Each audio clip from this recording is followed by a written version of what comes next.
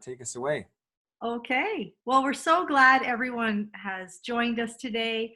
I am particularly very excited about this as we reopen, as we come out of our cocoons and reveal what COVID has done to our bodies, whether good or bad. Bo is here for the rescue. She is a mother, a wife, a clinical dietitian for almost 10 years, a certified diabetes educator, a yoga instructor. She's also a certified coach practitioner at Life of Pi Nutrition and Wellness.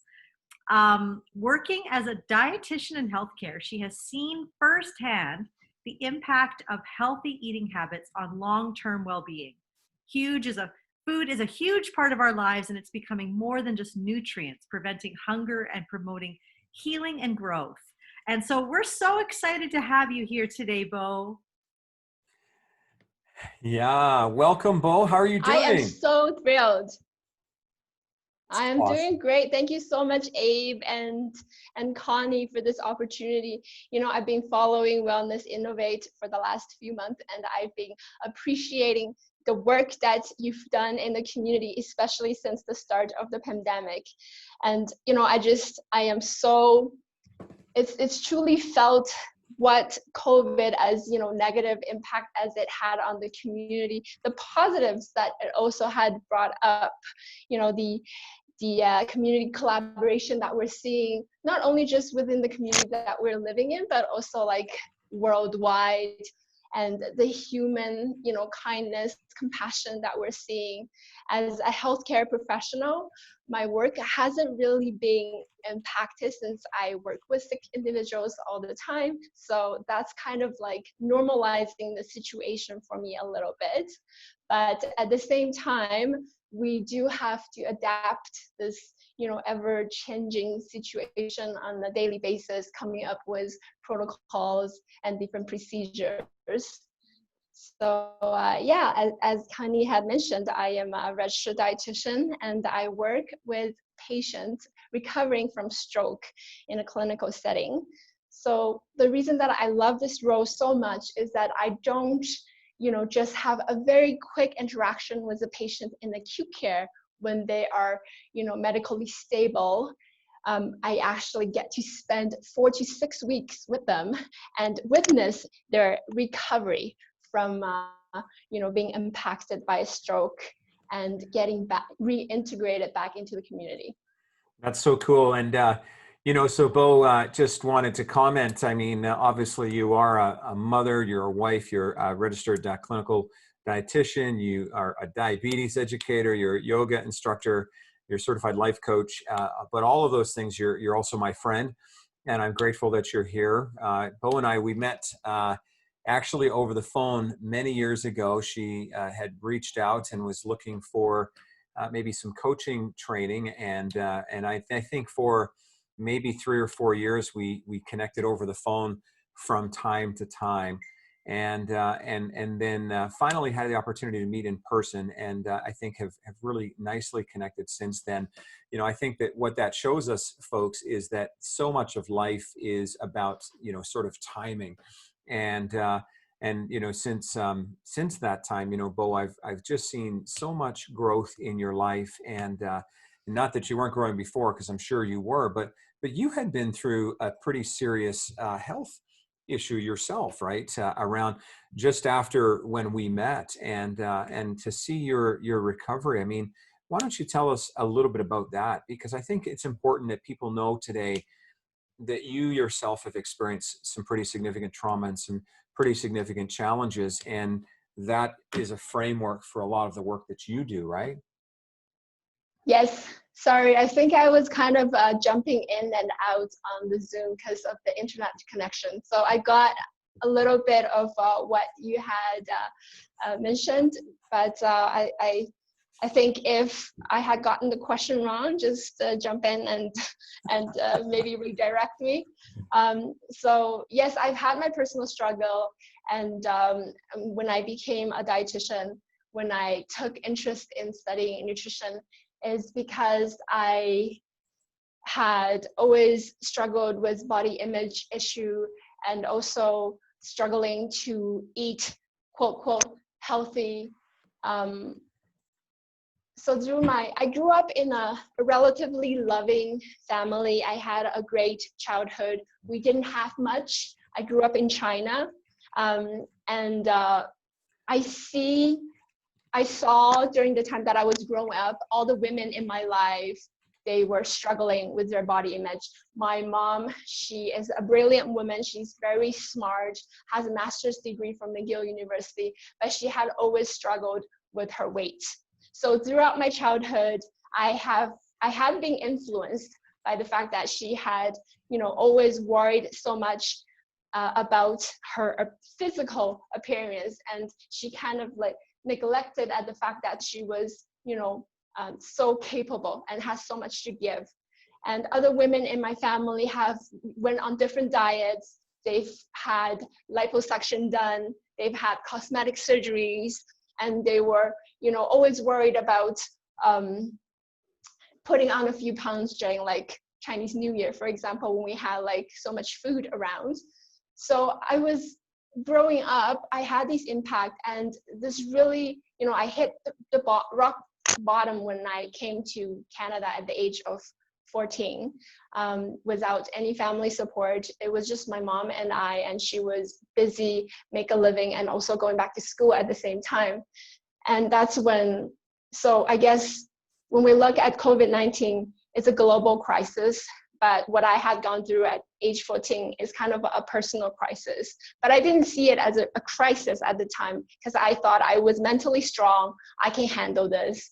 But then I really focused what I can control at the time.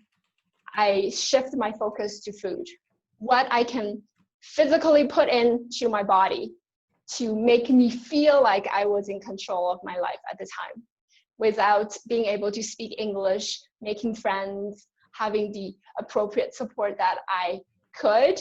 I just solely focused on food, and I had a really rocky relationship. So I took an interest in nutrition, and I wanted to help people recover from what I had to go through faster, so that they don't have to be in the deep hole that I was in for a long period of time. Because it stole so much time from me. I wish I can take that time back, but we all know we can't go to the past, and we probably all have regrets, but time traveling just has not been invented yet. Or maybe it has been invented, but we just don't have access to it. So that was my personal struggle. And that's what led to me today. That's incredible, Bo. I think that you touch on so many important things, and I'm so convicted right now. Food is my vice. Food is how I deal with stress. And the food that I want is food that is not good for me. But I loved how you said, I couldn't control the outside, but I could control what I put on the inside. And I'm going to remember that. Because I think that a lot of times we use food as a form of comfort or coping or control. Like, I think that you just bring up such an important aspect of nutrition that goes beyond, like you said, we had some conversations in the week where you're like, I don't want to just count calories and just put people on a diet. I want to take them on a deep journey. And I knew when you said that, I thought, I like Bo. Yeah, thanks, Connie. Because I remember you were asking me if I could share maybe a weekly menu with the listeners, and I would love to do that. But we need to get in, to know each other first. Just like when we go on a date, if you want to take me out, we need to kind of like discuss about our preferences and our likes and dislikes before jumping into a relationship, right? You can see what kind of relationship person I am. I mean, like, gee, slow down, Connie. Yeah, you're very brave, Connie.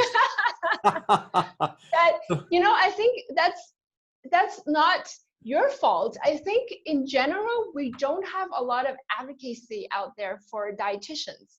I mean, I encounter this on a daily basis, like when I share my profession, when people ask me, oh, what do you do for a living? I'm a dietitian. What's that? Well, then I have to go on and explain what a dietitian actually does, because a lot of people, they don't actually understand what is a dietitian, what is a nutritional coach, what is a nutritionist or a health promoter. Because what I do in my clinical work in hospital is very different as a private nutrition wellness coach.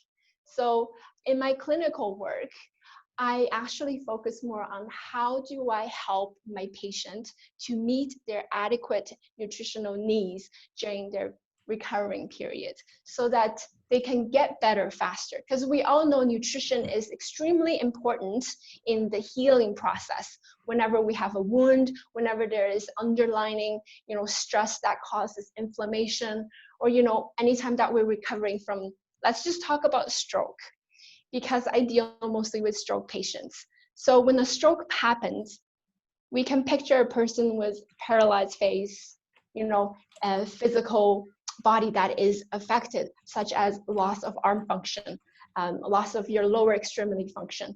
But at the same time, this is an injury to the brain that you don't necessarily see from the outside. And from there, that's when nutrition plays a key role. Because depending on what kind of stroke that you were affected with, you could actually be left with no motor function of your upper GI tract, meaning that you can't mechanically chew your food. There's no way of swallowing, even if you have food in your mouth. That includes both solid food and fluid. So when it comes to nutrition, I think it's only straightforward in a sense that when I have to prescribe enteral or parenteral nutrition. And what that is basically a liquid nutritional formula that is administered directly into your stomach, either through an NG tube, so that goes into your mouth and then gets guided into your stomach. That's a short-term intervention. When it's long-term, depending on how much of your GI tract is functioning, it either directly goes into your stomach. So that is a minor surgery. They poke a hole through, and then the tube would go directly into your stomach, bypass the upper GI tract, or it goes directly into your small intestine. But if all of your GI tract has been obstructed, then it might go directly into your veins. So that's what's the difference between oral diet, which is what we talk about on a daily basis, as to like clinical nutritional support. But as a private nutrition wellness consult, my work is so much more complex than that, because I am not just talking about what you should eat, because we all know what we should eat. There's so much information out there online or from people around you, your peers. They talk about food when you're sitting down at a meal during lunchtime. You're talking about food. Oh, what did you make? That looks interesting. How come I've never seen that before? What did you put in there, right? So when I first started to practice at the private nutrition wellness, like I was out of school, I was so enthusiastic. I'm like, I'm gonna go out there, I'm gonna change the world, I'm going to help so many people. And my patients, they come in and they just want the simple goal of weight loss. How do I achieve 5 pounds of weight loss by end of so and so month? Because I want to attend an event that is very special. And I've bought this, specific sized garment that I like to fit in. So it seems like a very simple goal. It seems like a very straightforward goal. So I sit down with my client and we look at what is your food habits, like what are some of your preferences, what are some of things that we can work on to tweak your minor tweaks to your daily choices to help you achieve that goal. And then I send them home with a plan, and then they come back in 2 weeks.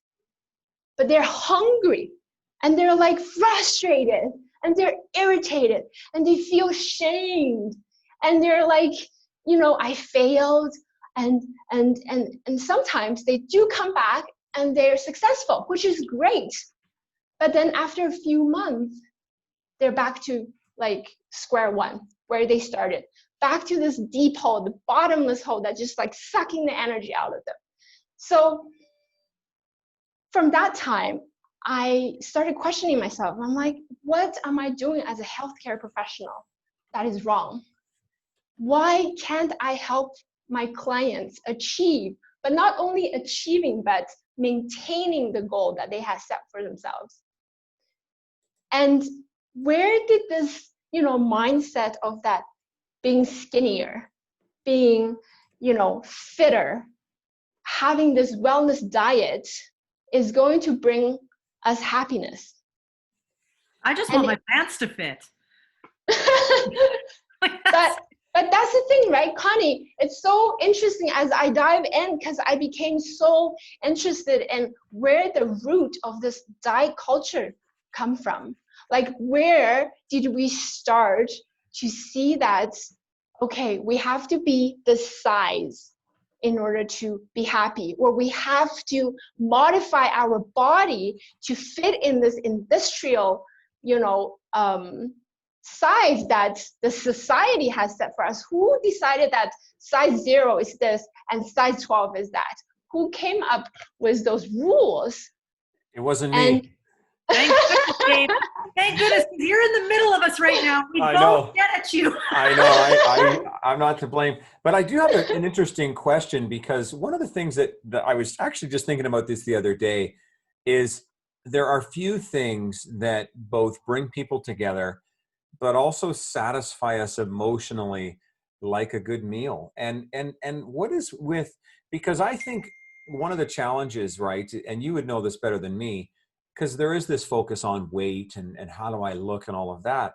But I think what actually draws us to food, it's a lot more emotional than anything. And that's just my take. But why is that? Like, I don't know, like, do rabbits get the same like emotional high when they have a great meal? I don't know. Like, do they get really excited? I mean, because most people, if they could deal with the emotional attachments, they could probably make better food choices, because to me, it's not about a certain weight. It's what kind of food do I need to eat to fuel my life and be effective. But if I have this emotional attachment to whatever, so what are your thoughts about that?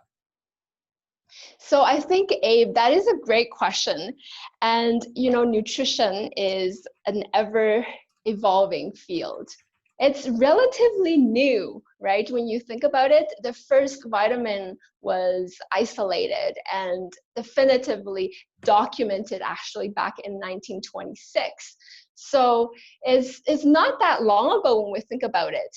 And vitamin C, although we all know that physician James Lind had treated his patients in the navies with citrus fruit almost 200 years, no, much longer than that ago, but it was only discovered and isolated in 1932. So that was actually 200 years after they have treated for scurvy, right? So when you look into scientific research, there's a new published study almost every single week. And I came out from school as a graduate, looking back at what I was making as a recommendations is that egg yolks were bad for your health because it's linked to heart disease. But then years later, we were told that the studies were flawed and we shouldn't be really talking about eggs, but focusing on other things. But till this day, I still have patients who come in and they're like, I shouldn't be eating eggs because I heard eggs not good. Because you've already put that message out there and it's really hard to retrieve. But, I think, Abe, your question still comes back to the whole culture, the diet culture thing. Why are we now so obsessed with food?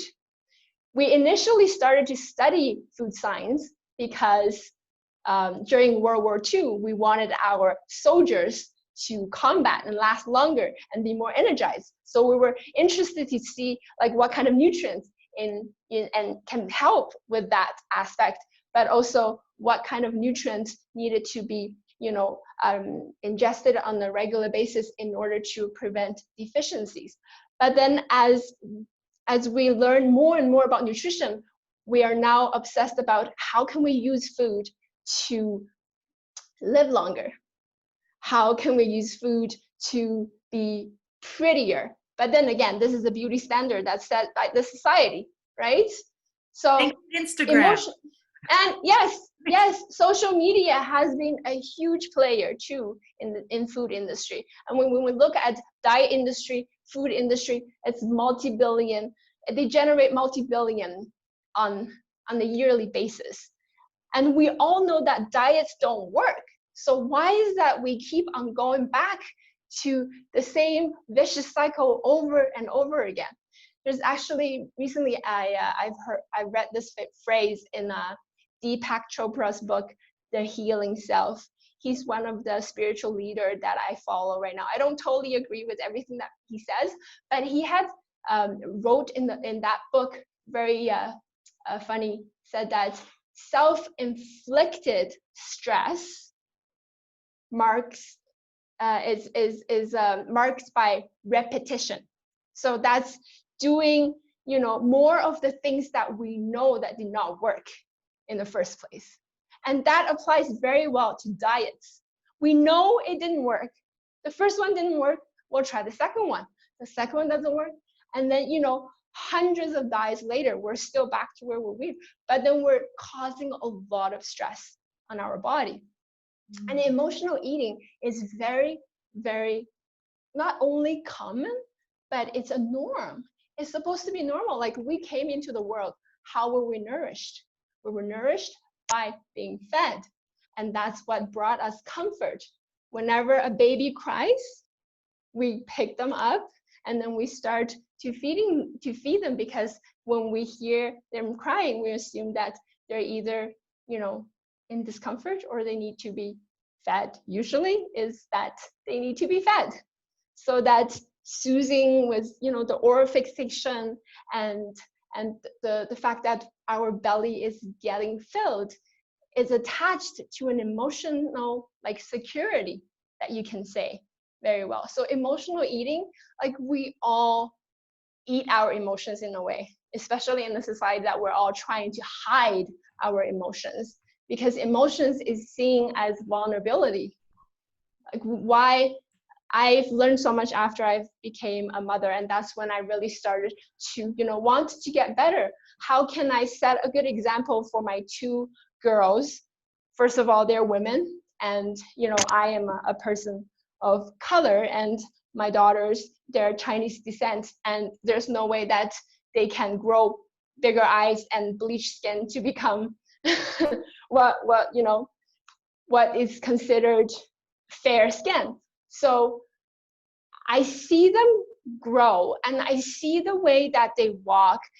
They walk with their belly out, but they're comfortable. And when did we learn to suck in our belly and create a perfect silhouette that the society had kind of set as a standard for how women are supposed to look like? One of the video that Cynthia Nixon recently had gone viral when she had read a poem about how much pressure there is for women. So Cynthia Nixon is the actress in Sex and the City. She plays Miranda, and that video made me cry so many times. Every single time I watch it, I cry. I don't want my girls to grow up and think that physical appearance is everything, because it's really not. And same thing goes with diet culture. This food rule that society had imposed on us, we're being so obsessive over it, and we're putting so much energy and time into it, knowing that it doesn't work. It's stealing so much from us when we can actually, do much more and be much better without it. Isn't that that's so true. As someone who has battled weight, I was actually the chubby girl in school and have lost a ton of weight. Man, I want to get a t-shirt that says, "You should have seen me in my 20s. I mean, my 20s, I was fit, I was thin." But again, it's that message that that's how we should look. And when I had my first son, after he was born, I was determined to go back to that weight, and I did. And honestly, I was in I don't know what the word is, bondage. It felt like bondage for years. And to this day, I do not weigh myself because of what you talk about. I just can't. So, yeah, no, thank you for bringing this up. This is really, really important, especially as we navigate how to be healthy. And, we're in this place now where, the world is reopening. People are nervous. People are wondering, how do I stay healthy? And, Bo, I just wonder if you have anything that you can share with us about just keeping healthy, keeping our immune system high with nutrition. Like, what are some of the things that we can be doing Let me around that? just, I just want to jump in on something first, though, and it's interesting to me because I'm a student of history, and one of the things I love to nerd out about is history. I just love it, and what's crazy to me is that in most ancient cultures, the idea, and they would use the term, fat and flourishing, that was seen as a sign of health, right? Now, I know today the other side of that is we do have issues with obesity, and I don't think when they were saying fat and flourishing they were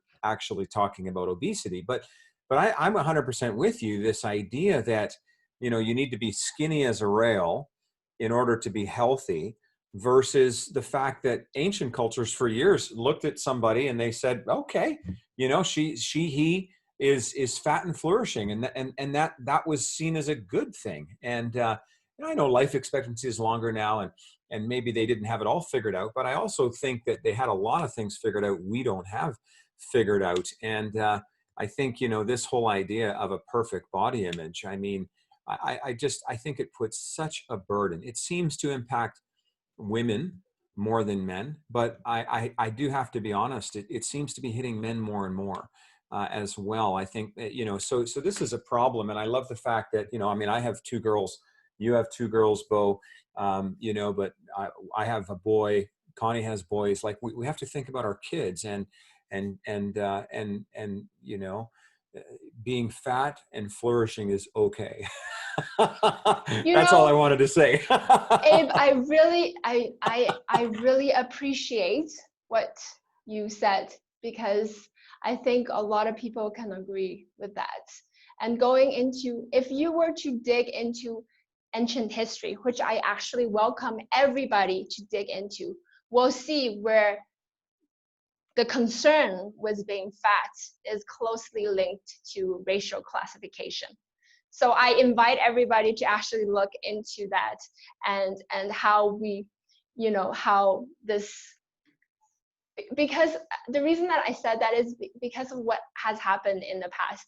And sorry, Connie, I know you had a question and we're kind of getting, away from that, but we'll come back for sure about how we can protect our immune system and also strengthen our immune system. Because of what happened recently, with the whole Amy Cooper incident in Central Park, and also the murder of George Floyd, I think a lot of people are just angry, but it's a complex situation. Brene Brown had posted in her Facebook recently after George Floyd and Amy Cooper, saying that the system is not broken. The system, was built this way, which is very true. Just like the diet culture, it was built this way to suppress. I mean, when did when did us women become so obsessed with body image? And when did men also, the influence of social media and also social society standard became so obsessed with the physical appearance? When we look at how women have gained so much power, after gaining the right to vote, and also the right to for reproductive choices, that's when this whole body image started to grow, this whole diet culture to start to grow. It's because maybe, just maybe, the society was trying to suppress women, knowing that we're all very intelligent. I'm not saying that Abe, you're not, or other men are not, but at that time when we're trying, as women to gain that equality, maybe that They just wanted to set a decoy so that we're not actually focusing on how we can do other things that to better the society, but actually focusing on how to fit into certain clothes and how to look a certain way and be a certain way. Well, Well, it doesn't think help when you go to the mall and the pant size, like, what do you mean I'm like size what? Like, it doesn't help. And so that's that system you're talking about. It's a system. The clothing industry reminds Absolutely. you of what you're not. Mm-hmm. Sorry, Abe, I So, didn't mean to cut you off there. no, and I mean, think that yeah. I think that the big thing here, right, is getting people to, because wherever it came from, and I don't know that that it's a healthy thing, and I think whatever our mindset is how do we get healed of this mindset? I don't care, women, men, whatever, that your worth and your value is equal to your appearance, because that is complete and utter destruction to the soul. And how then do we also transition to a place where we recognize that our body is our temple, in the sense that, so not because I'm trying to impress anyone or fit into something, but because I care about me and I care about my longevity, that I'm going to honor it, right? And I think that's the tension, right? Because it seems like people go from one extreme to the other. It's like, well, if I look great, then I must be worth something. Bullshit, I mean, let's be honest. We've all seen beautiful people who are really evil, right, in society's definition of beauty. On the other hand, we've seen other folks who are healthy, and it's an inside out thing rather than an outside in thing, right? So that's what I'd love to see happen. Mm-hmm. Yes, yes, definitely. And to go back to Connie, your comment on like trying to fit in a specific sized clothes, like if we were to look at industrial revolution before the whole like mass production of clothing,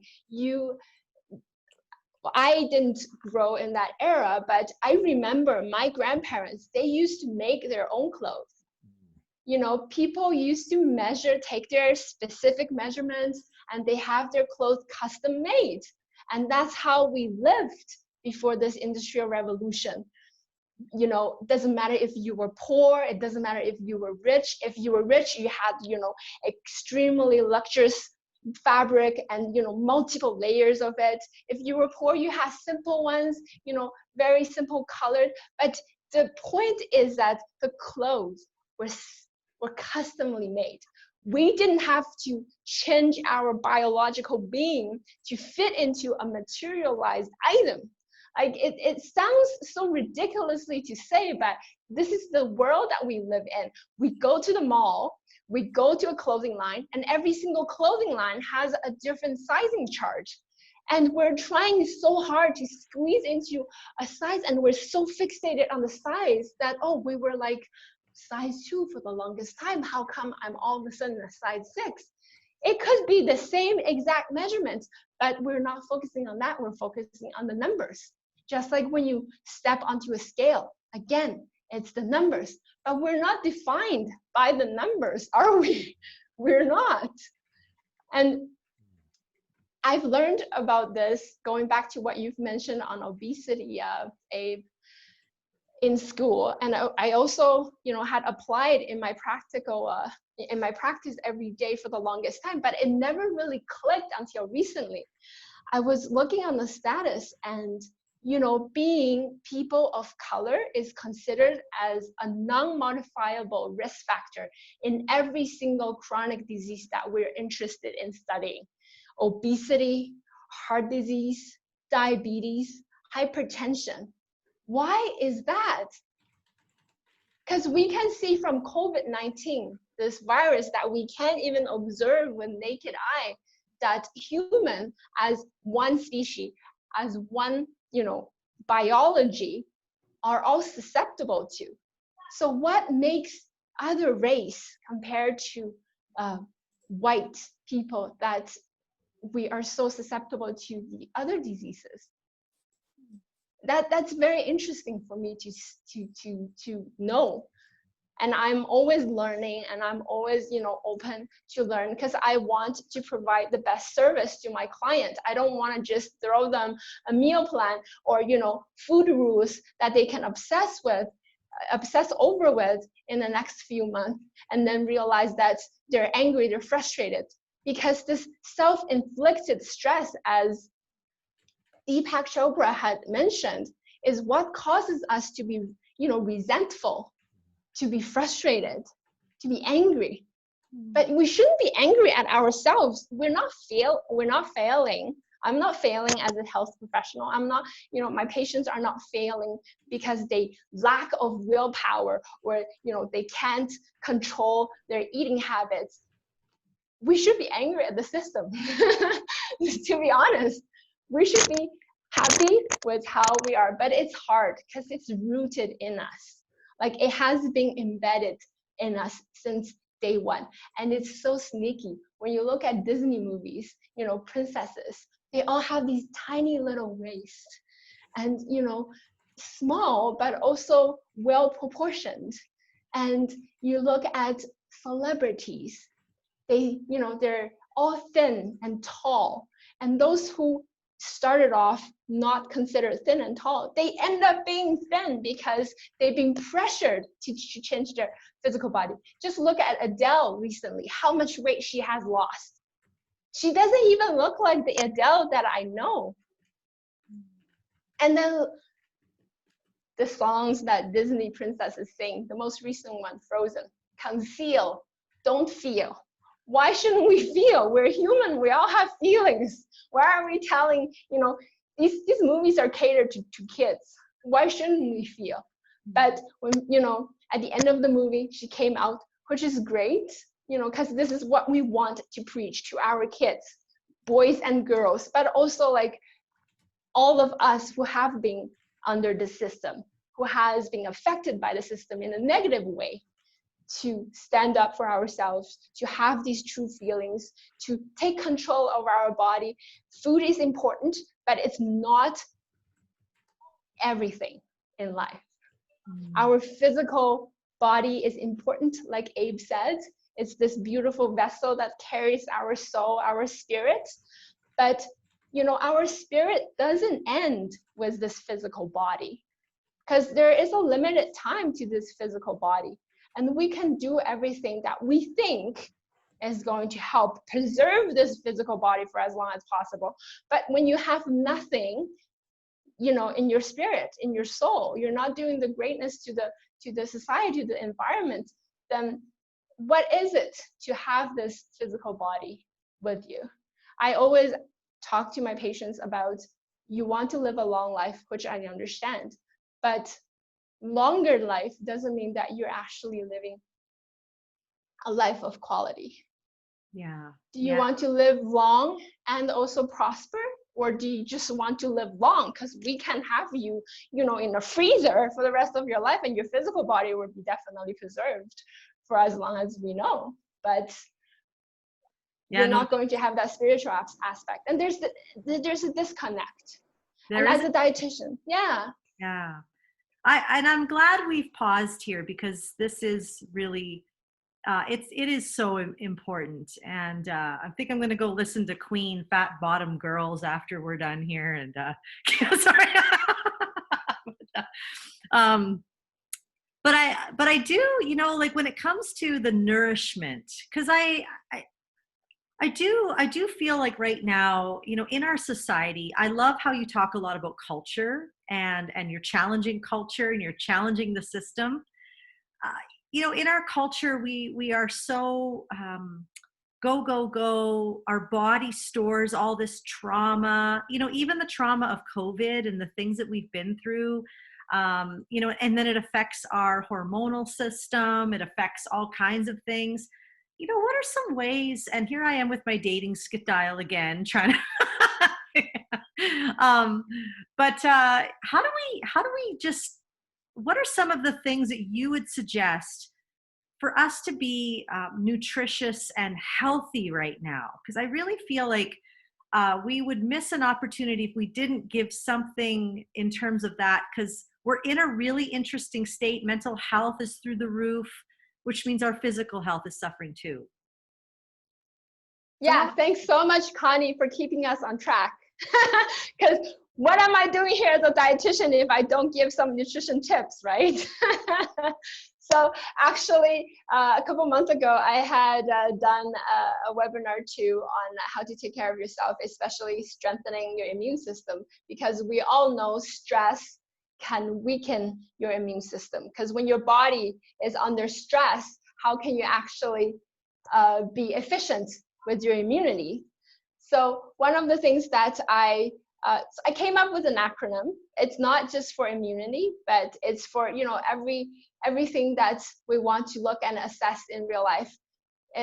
The acronym itself is self-care, and S stands for stop. So that's when we stop. Because again, I know you're talking about this whole dating and we need to get to know each other, but you want to stop and get to know yourself first, right? We all have different needs. So you want to stop and assess, like, what are your whys, you know, why are you doing this? And what are your you know, goal that you want to achieve nutritional wise? And why is this goal so important to you? And why is it so significant, to say the least? And who am I doing this for? Am I doing this for myself? Or am I doing this for, again, the society influence, the culture, or whatever? Because we know very well that only intrinsic motivation will last, right? Anything that comes from within, the decision that we make for ourselves will push us forward. So after you stop and analyze your current situation and yourself, you want to E, which is examine your physical body. Because you want to know, do I have any chronic diseases, right? Am I hypertensive? Do I have diabetes? Because not all of us are healthy. Do I have any physical limitations that is kind of preventing me from achieving those goals? Because you want to know how your physical body is doing. And then we come to L. L is learning about your food habits, learning about how you respond to food. And sometimes maybe we can also learn our relationship with food. Am I an emotional eater? Because there's, you know, different types of hunger. There's the mouth hunger, there's the stomach hunger, and there's the heart hunger. And the heart hunger is what Abe talked about, emotional hunger. And the mouth hunger is eating for pleasure. Because food is like a huge part of our life. We eat because it's good. And the food industry is constantly reinventing and they're very innovative with like different ideas of food, right? When it tastes good, it's a pleasure to us. We like pleasure as humans. So that's the mouth hunger. And very rarely we would actually eat for the stomach hunger. Stomach hunger is the real hunger. It's when you've, you know, been starved for days that you would eat anything, like leather belts, right? That's a physical hunger. But we rarely eat for that reason anymore because food is readily available, it's all around. Like we don't actually have to get hungry in order to eat. So these are the things that S, stop and assess, E, examine your physical body, and then L, you want to learn your food habits, and then F is to focus. So since we're, you know, in this, at the end of the crisis, hopefully, we're kind of trying to reintegrate and open back the public. So I want to focus on how I can protect myself, how I can stay kind of invincible, but not to the virus, right? So we're going to focus on that. A few things that's going to help us strengthen our immune system. Number one is your fluid intake. And we all know that water is extremely important. Like most of our body is made of water, so is our brain. But a lot of times, like when I'm talking for like hours at a time, I forget to drink. And now at work or going into the public, we are recommended to be wearing a mask. So have you tried to eat or drink with a mask on? You can't, right? So that is going to be taking away from our time to keep ourselves hydrated. I suggest you to set, you know, alarm. We all have smart watch now. well, except for me, I don't really wear a watch, but you can set reminders on your phone, you know, tell people around you, people that you interact with, hey, remind me to drink, or I'll remind you to drink when I think of it, or when I'm taking a sip, I'll tell you to take a sip. So that's extremely important to keep our immune system going, because one of the biggest organs that help our bodies to get rid of the toxins are the kidneys. And without water, we can't really filter out toxins as effective. So water is one major fluid to go to, but you can also drink coffee, tea, you know, juice, milk, whatever you enjoy, right? The key is that you enjoy. I'm not forcing water on you, right? But if whatever fluid you enjoy to drink it. It's a way of hydration. And other thing is pre and probiotics. There has been, you know, lots of studies on pre and probiotics and its impact on the immune system. So we all have these probiotics which live in our intestine that helps with not only digesting our food, but also helps to prevent foreign pathogens to come in and invade our body. So by having more and also diversified probiotics, it can help prevent us catching, you know, any sickness. Prebiotics is the food for probiotics. So that comes from like any fermented goods, such as kimchi, yogurt, sauerkraut, and also like this popular drink kombucha, which is a fermented black tea that you can get these prebiotics from, and also mixture with probiotics in kombucha. So we talked about water, fluid intake, and we talked about pre and probiotics. And there are some vitamins are also important in prevention and also strengthening of our immune system. That's vitamin C, vitamin D, vitamin E. So typically when you look at the package of food these days, a lot of these vitamins are already added to these like beverages that we buy, and also like easy to grab on food. And that's because, again, we were trying to prevent nutrient deficiency when we started to understand food science. So if you are healthy and you are eating regularly, you don't necessarily need to get supplements. But if you're someone who hates vegetables and you cannot stand fruit, I would suggest you to get some kind of multivitamin, or at least have vitamin C on hand, so that it can help you with your immune system. Another thing is omega-3. Omega-3 fatty acid, it really helps with the inflammation in your body. So that comes from fatty fish. But I know a lot of patients who don't like fish, and if you're one of them, there are different supplements out there in the market. You can get them in tablet form, and there are ones which is like lemon flavor liquid supplement that has no fishy taste if you really don't like it. And you can use that to help supplement your health and also to help strengthen your immune system. So I think I've covered pretty much all of that. Do you? What impact? Anyone has?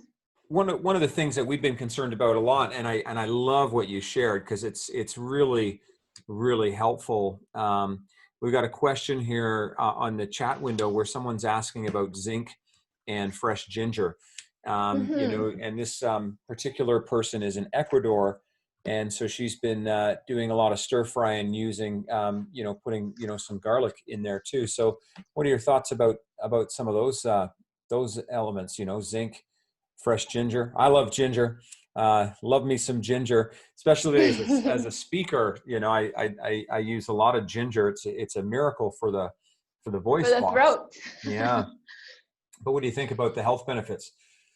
So zinc definitely helps in healing process. That's why we have zinc cream for like diaper rash. And if you look at some of the topical cream for treating wound, you'll see that zinc is one of the ingredients. So in that way, it can help strengthen with the immune system, because if there's any internal injury that you're not seeing from chronic inflammation, and going back to like stress is a huge cause of chronic inflammation. And that is not something that you see from like the outside, right? The person can be physically well, but if there's chronic inflammation going on, zinc would be very helpful. But again, zinc is a trace element, meaning that we need only a tiny little amount. And if you're, eating all the foods, you're not very picky, then you can typically meet your need from just regular whole foods. Ginger, there's not a lot of recommendation for ginger. It's considered as an alternative therapy. I mean, if you enjoy ginger, I love ginger. I cook with ginger all the time in our culture. Because it has a nice kick to it. And there's a lot of traditional Chinese medicine evidence towards the properties of ginger. And we use it as a household medical treatment for pretty much everything. Like my parents-in-law will tell you to just chow down an entire ginger whenever you feel like a cold coming up. But there is not, again, nutrition science is still relatively new, so we probably will see more evidence developing in the future. But so far, there is no recommendation towards ginger use in immune system. And garlic as well, right? I mean, in some cultures, it's really seen as strengthening the immune system and that kind of thing, right? Yeah, again, alternative medicine, and there's probably, it comes from ancient wisdom. It probably came from somewhere, but now we haven't really had any definitive scientific evidence towards that. But again, if you enjoy it, that is the whole, point of food, is that if you enjoy it, yeah, go for it. And I'm with you, and I'm just going to be honest. I'm a smart person, I think, depending on, how much alcohol someone's had to drink. If you drank enough, you could think I was really smart. And I love to study, but I'll tell you what, I don't put all of my basis on science. I do believe that traditional cultures have so much value. And of course, I can say that because I'm not a registered dietitian. So this is just my opinion, but I think, there's reasons why these cultures have practiced these things. And my take is, as long as we know they're not harmful, like, as long as, if the science shows us that's going to hurt you, well, then don't do it. But you know what, I love what you said, if you like the taste, if it adds something to you, if it's part of your culture, and that belief system is what's empowering you, then why not? I mean, it's better they're eating, garlic or some ginger rather than some of the other things that are out there where you have these processed spices that may not have the same health properties, right, as the natural flavoring, right? So I appreciate that. Yes, I love that, Abe. I do. Yes, because it has to, come from somewhere. These beliefs that we have, especially in Chinese culture, we have a lot of traditional Chinese wisdom that's being passed on through generations. And nowadays, we are relying a lot on science. But we all know, like, people develop science. Science is still, conducted by different group of people, and people are always subjective. So when it comes to like a scientific paper review, you always want to see like who sponsored, who funded the study, and what was their hidden intention, right? Instead of just blindly jumping into it and follow it, and also follow your intuition. Like your body is very smart. You will know if it doesn't like something, right? And you will know if you've had way too much of something, because it will show up somewhere. So that's again, there's that disconnect of the body and the mind. Like, how much attention are we actually paying to our body rather than the influences that we have around us? That's great. I don't know about everybody else, but I'm just kind of soaking everything that you've just said in.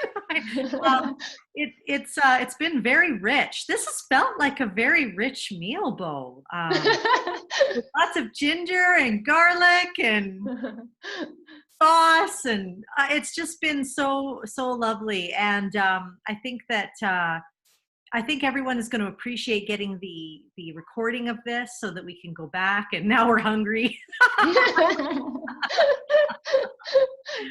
Yeah, but if someone was going to reach out to you because maybe someone needs some assistance in this, what is the best way for someone to reach you? So I'm on Facebook under Life of Pi Nutrition and Wellness Coaching. Oh, there we go. Yeah, you can reach me through that, or you can reach me through Instagram. I'm on Instagram under Coach Bo Tang. Although I'm not really active on Instagram right now, you can always shoot me an email. My email address is on Life of Pi Nutrition and Wellness Coaching. So it's coach.botang@gmail.com. Oh, that's nice and easy to remember. That's great. Well, we just want to say thank you so much for taking the time today. It's been wonderful, and we really appreciate your well-rounded approach, your holistic approach, and just the deep conversation that we've had today. And so, I don't know, Abe, how are you feeling? Well, I'm feeling great. Honestly, Bo, thank you so much. Just love to follow you and love your journey. Of course, love your husband, love your kids. I just believe in you. I know that you're authentic. I know that you deeply care about people. And so thanks for sharing your wisdom, folks. So really encourage you to follow Bo. Like she's saying, she says she's more active on Facebook right now than Instagram. So if you go to Life of Pi Nutrition and Wellness Coaching with Bo Tang, you'll find her there and follow her, because she posts some interesting videos and some other inspirational content, and she's just a good human, and you're calling us with your t-shirt to be better humans, and you model that every day. I think a couple of things that we want to just briefly mention as we close, is that we, as in Wellness Innovate, and that is mainly Connie and I, there's other members on our team, but I guess you could say that we're the front lines. We're really focused right now, as you know, on the workplace and resiliency. And we've been doing a lot of work, doing our best to help people get through this, and I still think that the worst is yet to come from a mental health perspective. I think as people go back to work and they have to readjust to their lives, and then some of the economic shocks and all of that. And interesting, I had a great call today with a beautiful lady, beautiful inside and out, who does diversity and inclusion training in Halifax. She has been, a social justice warrior for forever. And we were talking about the fact that as workplaces are reimagining physical safety with COVID, and we get that, distancing and all of that, what about reimagining psychological safety at the same time? Taking advantage of this moment when you have to do your physical realignment anyways because of regulation, which is what we all need to do. But we also don't want to create a place that might be COVID free, but what if it's not free of discrimination? What if it's not free of harassment? What if it's not free of supporting mental health? And so Connie and I have put this masterclass together. It's online masterclass on workplace resiliency. The regular price is $9 billion, and that's a lot of money. But Connie, you know what? She fought hard. She said, "Wait a second, we can't charge people $9 billion, right, Connie?" So I'm just joking. The regular price is $127, and that's for 8 modules, both video and audio. We'd encourage you to consider picking that up at right now. For the next couple of weeks, it's priced at $97. And so if you're interested in that, please just email Connie at wellnessinnovate.com, and I'll let Connie close if you want to share anything about that and just wrap us up. Thank you so much, Bo. You're the best. And so Connie, over to you. Yes, just to let you know that that deal is only on until Monday. So, and you know, the great thing about this is that once you have it, you can use it however you'd like. You can use it personally.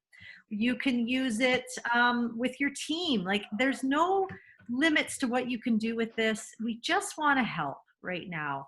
And everything that we do in the course is extremely crucial to building blocks to making your workplace the best it can be. So, definitely do that. Reach out to me. But I just want to thank you again, Bo. Thank you, everyone, for coming. It's been a really enjoyable lunch hour. Yes, thank you so much for having me. Really enjoyed this. And I hope everyone kind of got a takeaway message and really to start rethink about this whole being obsession around food. But reach out to a professional healthcare like myself and other health coaches in your community to learn more, because the more we educate ourselves, the better decisions we can make for our health, both mentally and physically. Great. Thank you so much, everyone. And absolutely, I mean, hey, folks, you have any health concerns at all, make sure you reach out to the professionals. But truly, you know, we need to do what Bo said today, and that's really own our physical health. And thanks for your time today, Bo. Thank you. Have Take a care, great day and everybody. a great week. Take care, You too. everyone. Bye.